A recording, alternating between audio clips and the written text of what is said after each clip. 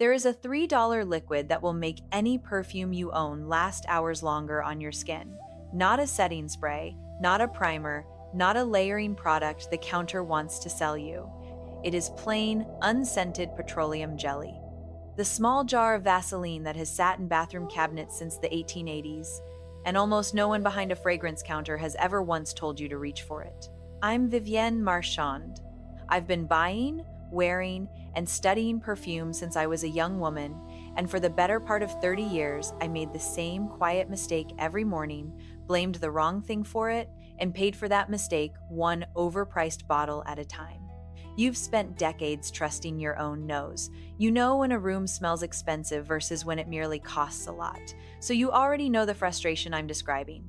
The scent you loved, gone by the time you reached the car park, and the small voice that told you it must be your skin or your age. Before I go a step further, a quick word, because part of what I'll talk about today goes on to your skin.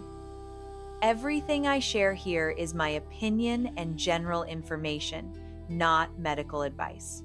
Petroleum jelly sits on the skin's surface, and for most people it is gentle, but it can clog pores or cause a reaction for some. So patch test anything new on a small area first, and if your skin objects, stop and see a dermatologist. Your nose and your skin are the final judges, always. Now, here is who profits when your perfume fades fast. You don't buy a fragrance, you rent it. Reapplication is the business model. A woman who tops up twice a day buys twice as much perfume or buys the bigger bottle sooner, and she is worth 3 times as much to a brand as the woman who makes one bottle last. The counter is not in the business of teaching you to make the bottle last. There is nothing in the $3 jar for them to sell. Stay with me, because by the end of this, you'll know exactly what to do tonight, in what order, with something you can buy this afternoon for the price of a coffee. But first, the one thing about how perfume actually disappears off your skin, the thing the marketing counts on you never quite understanding. Because once you see it, the fix becomes obvious and a little bit infuriating. Let me tell you what your perfume actually is, because it changes everything. Every fragrance you own is built in 3 acts. The top notes are the opening. The citrus, the bergamot, the aldehydes, the bright green things that greet you in the first 10 minutes and then leave. Underneath that is the heart, the florals, the spice, the rose or jasmine or geranium that carries the middle of the wear. And at the very bottom is the base, the sandalwood, the musk, the amber, the vanilla, the oak moss, and an old chypre. The heavy molecules that cling longest and are the part you actually wear into the evening. A perfume is a story told in that order. Top, heart, base. It is meant to be allowed to finish. Here is the problem. Those molecules are volatile, which is a chemist's way of saying they want to fly off into the air. That is literally how you smell anything at all. Molecules lifting off a surface and reaching your nose. Spray perfume onto dry skin, and you have given those molecules nothing to hold on to. The alcohol carrier flashes off in seconds, and the fragrance oils, with no surface to anchor them, evaporate far too fast. You get the opening line of the story, and then silence by lunch. You never hear the heart, you never reach the base you actually paid for. I told myself for 30 years that this was my skin, that I simply wasn't one of those women fragrance stayed on.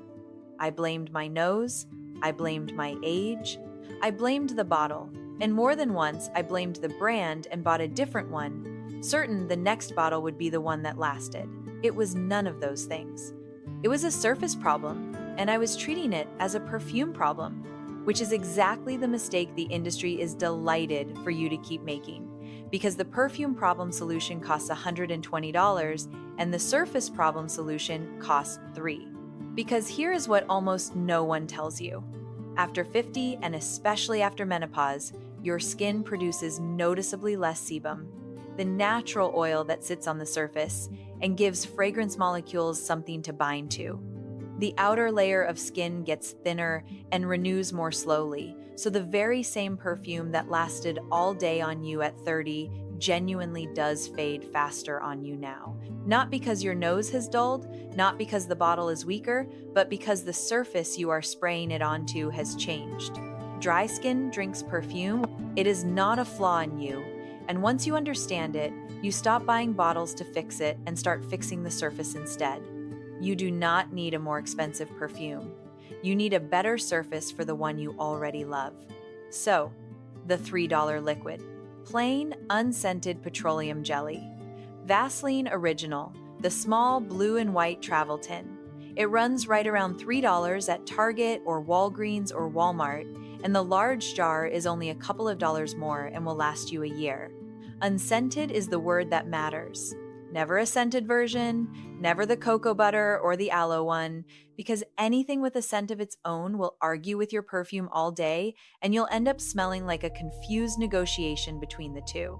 Plain, original, nothing added. Here is what it does, and I'll give it to you honestly, because the internet wildly oversells this one, and I am not going to. Petroleum jelly is what's called an occlusive. It forms a thin barrier on the surface of the skin. It doesn't sink in the way a lotion does. It sits on top. And that barrier does two useful things at once. It slows the rate at which your skin drinks the fragrance down and away from the surface.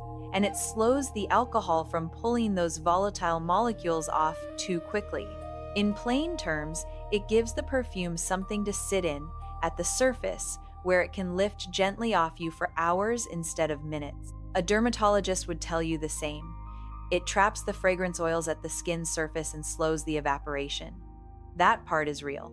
Here is exactly how to use it tonight, and the order is the whole trick.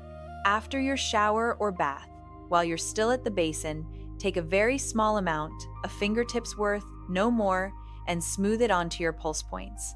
The inner wrists, the inner crook of the elbow, the side of the neck just below the jaw, the hollow at the base of the throat. These are the warm places where the blood runs close to the surface, and the warmth is what lifts the fragrance off you all day. A thin film, smoothed in until it's barely there. You are not greasing yourself up, you are laying down a surface. Then, and only then, spray your perfume directly onto those same spots. Onto the jelly. Not into the air, not onto your clothes first, directly onto the primed skin. And then leave it completely alone. Do not rub your wrists together. Let it air dry where it lands, and let the story unfold at its own pace. That is the entire method. A fingertip of $3 jelly on warm skin, perfume on top, hands off. It takes 10 seconds longer than what you do now. Now, let me be the honest one, because no one at the counter ever was with me, and honesty is the only thing I have that they don't. This is not magic, and I will not pretend it is. You will find people online, and I have seen the very claim quoted on a dozen websites, insisting there was a University of London study proving Vaseline makes a light perfume last twice as long. I went looking for that study because I wanted to be able to tell you it was real. It does not appear to hold up. It is repeated everywhere and corroborated nowhere, which is usually a sign that one person said it once and the internet simply agreed with itself ever after. So I won't hand you a number I can't stand behind. What is true is more modest and, to my mind, more useful. The improvement is genuine but incremental. It will not turn a 1-hour eau de cologne into a 12-hour extrait. It will take a fragrance that quietly left you by noon and carry it comfortably into the afternoon, often the evening, with a steadier, more even wear through the heart in the base instead of a bright flash and then nothing. Women who do this consistently report a real, noticeable difference. I have done it for years. That is as far as I will go, and it is far enough. And one caution I want you to actually hear: use very little and put it on skin, never on clothes. Petroleum jelly on silk, on pale wool, on a good blouse can leave a grease mark that is genuinely difficult to get out. A fingertip's worth on warm skin and no more. Now, here is where it gets interesting, and where the $3 jar stops being the only thing standing between you and an all-day wear. I learned the rest of this from a man named Henri. Henri stood behind a fragrance counter in a department store when I was young, and he was nothing like the others. The others reached for the complimentary lotion, and the layering set the moment you admitted a fragrance had faded on you. Henri did the opposite. I'd come back to the counter, a little embarrassed, to tell him the bottle he'd sold me had gone silent by the afternoon. And instead of selling me a second bottle, he glanced down the counter to see who was listening, leaned in, and told me to stop blaming the perfume. He'd spent his whole working life around scent, and somewhere along the way he had stopped feeling the house, deserved his loyalty more than the woman in front of him did. He told me 3 things that cost nothing. I have never forgotten them, and the brand he worked for would not have thanked him for a single one. The first thing Henri told me was, where you keep the bottle matters as much as where you spray it. Most women keep their perfume in the bathroom, on a pretty shelf by the mirror. It is the worst place in the house for it. Heat, light, and humidity are what break perfume down, and a bathroom delivers all 3 every time you run a hot shower. The fragrance you've worn for years can turn. The top notes go flat and sour, the whole thing thins and dulls. And you'll swear the company reformulated it, when in truth, your own bathroom did the reformulating. Heat is the worst of the 3. Fragrance degrades roughly twice as fast for every 18 or so degrees warmer you store it. So a bottle on a sunny windowsill, or in a steamy bathroom, or in the glove box of a hot car, is quietly dying. Keep it in a cool, dark, dry place. A dresser drawer, a bedroom cupboard. The original box is not packaging to be thrown away. It is there to keep the light off the juice. A well-stored bottle stays true for years. A bathroom bottle can start to fade in months. That alone is worth more than most of what the counter ever told me. The second thing Henri taught me was about your clothes, and it surprised me. We are all told to spray perfume on the skin, and there are good reasons to, which I'll come to, but fabric actually holds fragrance longer than skin does. A scarf, a wool coat, a cashmere wrap will carry a scent for a day or more, long after your skin has let it go, because the fibers trap the molecules and there is no body heat constantly burning them off. So here is the gentle, sensible way to use that. Your skin gives you the warm, living, beautiful version of the perfume, the part that lifts and projects and makes someone turn around. Your clothes give you the long, quiet anchor. A whisper of fragrance on a scarf or the inside of a collar in the morning will still be faintly with you at night. 2 cautions, because I am nothing if not the woman who tells you the cautions. Test it first on something you don't treasure, because some perfumes, the darker ambers and the deep vinous notes especially, can stain pale or delicate fabric. And spray from a good distance, a generous arm's length, a fine mist, not a drenching. A light hand on cloth, a bare touch of jelly on skin, the perfume sprayed on top. Between the 3 of them, you've built an all-day wear out of a bottle you already owned and a jar that cost you $3. The third thing Henri told me was the simplest, and I have come to think it is the truest. Spray less, in the right places, and stop drowning yourself at 8 in the morning. 6 light sprays at dawn don't last longer than 3. They mostly fatigue your own nose so badly you can't smell it by 10 and panic that it's gone and reach for the bottle and over-apply all over again. It hasn't gone. Your nose has simply stopped registering a constant smell the way you stop hearing a clock tick. Ask the person next to you. The trail, what the French call sillage, sillage, the soft wake of fragrance leaves in the air behind you, is almost certainly still there long after you've gone nose blind to it. Let me stop on this one, because it is the one most women get wrong, and I got it wrong for decades. Spraying perfume into the air and then walking through the lovely cloud. It feels elegant. My mother did it. I did it for 30 years and thought it was the height of sophistication. I am sorry to report that it is, primarily, a very graceful way to perfume your carpet. The great majority of that mist falls straight down before you've taken 2 steps through it. You scent the floor, the ceiling, a square yard of empty air, and a faint amount lands unevenly on your hair and shoulders. Direct application to warm, prime skin, a fingertip of jelly, The spray on top will outperform any amount of beautiful walking through a fragrant mist. Let that one go. I held on to it far too long out of pure nostalgia. And the rule everyone repeats: never rub your wrists together. I want to give you the honest version of that too, because I was handed it as gospel, and it is genuinely a little more uncertain than that. Some perfumers will tell you rubbing creates friction and heat that rushes and bruises the delicate top notes. There is something to it. But other cosmetic chemists call the effect modest at most and say a couple of quick rubs won't meaningfully harm a well-made modern fragrance. The truth is, the science is not fully settled, and anyone who tells you it is overstating their hand. What I'll say is this: I stopped rubbing about 15 years ago, simply because it felt wrong to smear something so carefully composed. Whether the effect is large or small, letting it settle on its own costs you nothing and feels right to the nose, so let it air dry. Trust the instinct. That one is safe to keep.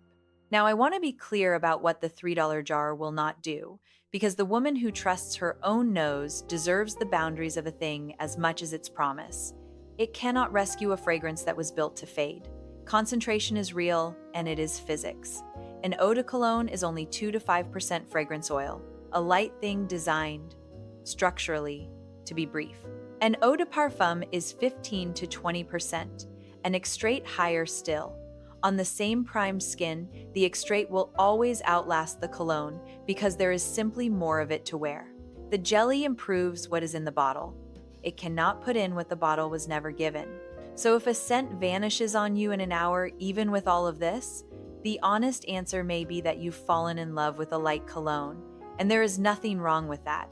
You simply wear it knowing it is a morning pleasure, not an all-day companion, and you carry a little to refresh it. And it will never behave identically on two women. Your skin chemistry, your natural pH, what you eat, your hormones, the medications you take, the climate you live in, all of it shapes how a fragrance unfolds and how long it stays. It is the whole reason the same bottle smells like heaven on your sister and merely pleasant on you. That is not a failure of the perfume or of you. It is the thing that makes fragrance personal in the first place. The jar works with your skin. It does not override it, and it was never meant to. The woman the counter loves is the one who keeps coming back for another bottle, certain the next one will be the one that finally lasts. The woman I am talking to has worn enough and paid enough to know that the bottle was rarely the problem. She would rather spend $3 once and keep the fragrance she already loves than be sold a fourth bottle to chase what a fingertip of petroleum jelly could have given her all along. You don't buy a fragrance, you rent it. This shifts the lease very slightly back in your favor. After a lifetime of paying full price, that small shift is a quiet pleasure all its own. So here is the whole of it.